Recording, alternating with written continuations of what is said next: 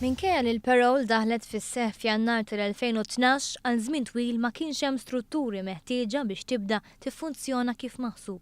Din l-amministrazzjoni bdiet taħdem immedjatament fuq l-implementazzjoni tal-liġi b'mod effettiv, dan għal benefiċċju tas-soċjetà kif ukoll għar-riabilitazzjoni tal-priġunieri.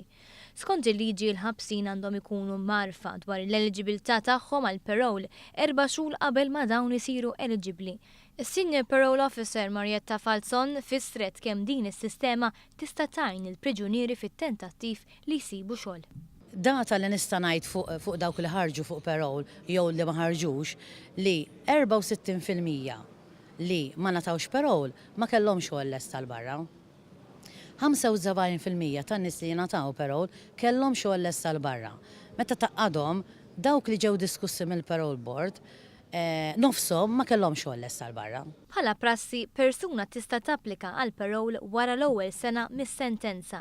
Ikunu konsidrati diversi fatturi.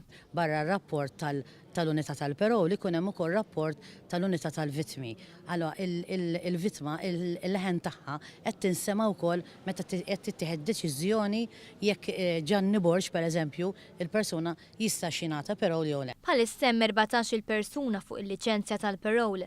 L-ewwel każ kien f'Marzu tal-2013 fejn il-priġunier ħareġ f'Settembru tal-2013. Il-psikologu Kevin Samut jisħaq li riabilitazzjoni għandha tibda minn kmieni. Jgħid li dan huwa wkoll dak li se taħdem fuqu il-Fondazzjoni Rise. Naħdmu wkoll jitfit mad-Dipartiment tal-Probation, forsi anki ma' professjonisti oħra li jaħdmu fil-ħabs biex inti kemm jista' jkun il-persuna tiġi targeted kemm mill-aspett ta' riskju, ġifieri r-riskju potenzjali li l-persuna tkun tista' toffri barra meta tiġi rilaxxata jkun jonqos, kif ukoll nikkejterjaw għal bżonnijiet partikolari. Ovvjament l-iskopu li kinti tindirizza l-bżonnijiet, ovvjament ir-riskju jibda jonqos.